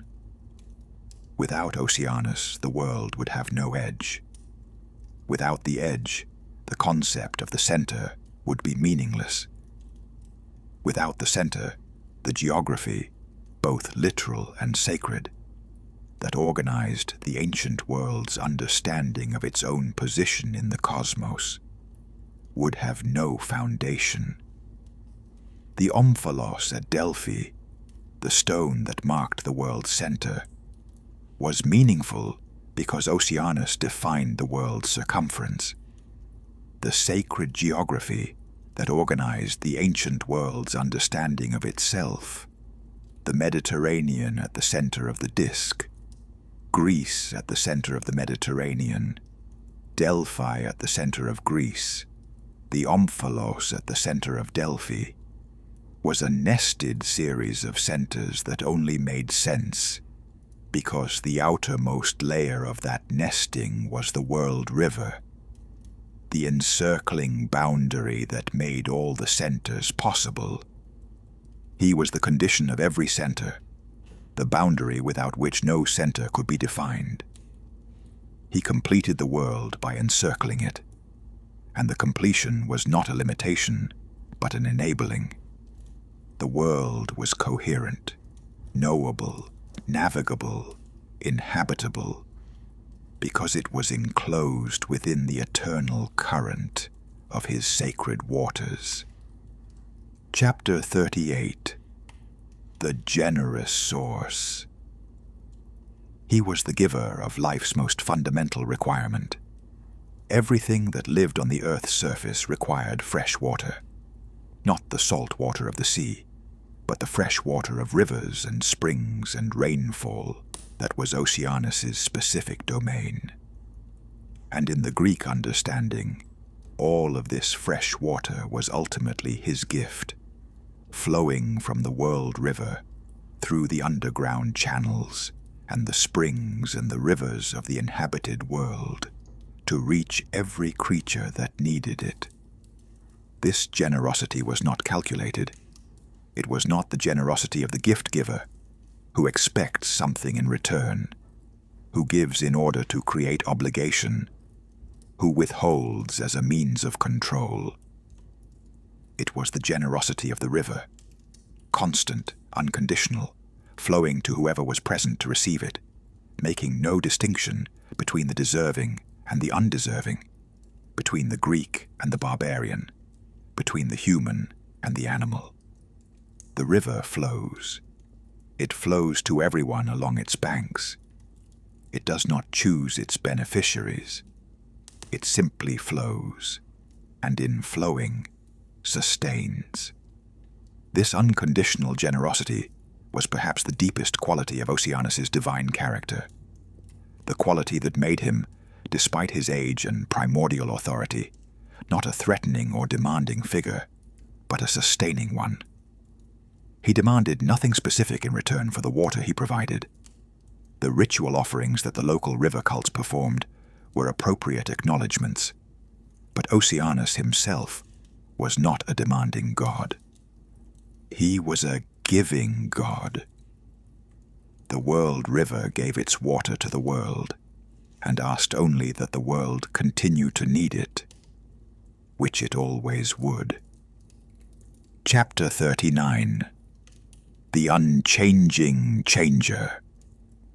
He was the most paradoxical of all the divine figures in the tradition, the most constant and the most perpetually in motion, the most ancient and the most perpetually fresh, the most permanent and the most thoroughly composed of the passing. A river is the paradigm case of this paradox. The Heraclitean formulation, "You cannot step into the same river twice," expressed what everyone who lived near a river experienced. The river was the same river from one day to the next. It had the same name, the same character, the same position in the landscape. And yet the specific water in it was constantly different, constantly flowing past, constantly being replaced by new water, coming from upstream. Oceanus at the cosmic level was this paradox, taken to its ultimate expression.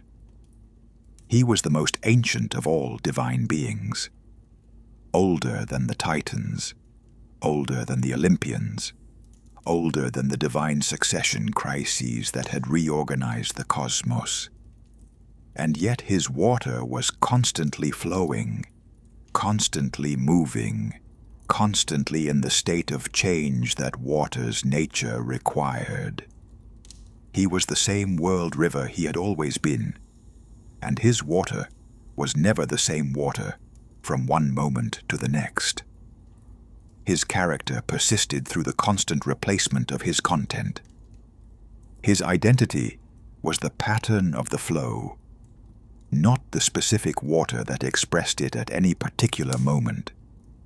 This quality made him, perhaps more than any other divine figure in the tradition, the embodiment of a genuinely sophisticated understanding of what identity and permanence meant in a world of constant change. He was not permanent despite being constantly changing. He was permanent through the constancy of the change itself. Chapter 40. The Witness. He had been there from the beginning. He had seen everything. He had encircled the world through all of its history, through the primordial age before the Titans were named, through the Titan Age, through the Titanomachy, through the Olympian Age, and all its events. The sun had risen from his waters every morning through all of this history. The stars had emerged from his surface every night. The dead had passed through his boundary every day. He was the most comprehensive witness in the tradition, not omniscient in the sense of knowing everything that happened everywhere. That was not his character, but present at the boundary through which everything passed. The daily cycle of the cosmos, the rhythms of the seasons, the generations of mortals who were born and died within the world, his encircling defined. All of this had occurred within and because of his encircling presence. He did not intervene in most of it. He watched, in the sense that he was present, that his waters received what they received, and flowed as they flowed, and maintained the boundary that they maintained. He was the most passive of witnesses in some sense. A river does not evaluate what it witnesses, does not judge it, does not intervene except when directly challenged, as when Heracles challenged him, and he tested the hero briefly before yielding. But passive presence over the entire span of the world's history is not nothing. It is, in fact, the most comprehensive possible relationship with the world. To have been there through everything, to continue to be there through everything, to be the constant within which all the change occurs. He was the constant. He was the boundary. He was the source. He was the witness. He was the world river that surrounded everything. The Titan who chose not to fight for one order or another, because he was the condition within which all orders existed. He was Oceanus. Epilogue. The river still flows. Draw a circle. Not the circle of geometry, not the perfect abstract form. Draw the circle that the ancient Greeks drew when they tried to represent the world. The inhabited earth in the middle, the Mediterranean at its center, and around the edge of everything. Encircling it, defining it, completing it. The river. The river still flows. Not in the cosmological model that produced it. The flat disk of the inhabited world surrounded by the world river is not the model that modern science uses to describe the Earth's structure. The world is a sphere, not a disk. The ocean is a single interconnected body of salt water, not a river of fresh. The sun does not cross the sky and return via the world river each night. But the river still flows in the sense that matters here. The ocean that we call by Oceanus's name still encircles the world's land masses, still provides the water that evaporates into rainfall and feeds the rivers and springs of the inhabited world, still receives the rivers that flow from the continents and sends their water back through the hydrological cycle. The function that the ancient tradition assigned to Oceanus, the world water that surrounded everything and sustained everything through its inexhaustible supply, is still performed by the actual ocean, whose name derives from his. Every drop of rain that falls on the inhabited world was, at some point in the hydrological cycle, part of the ocean. Every river that flows through the inhabited world was fed, ultimately, by water that evaporated from the ocean.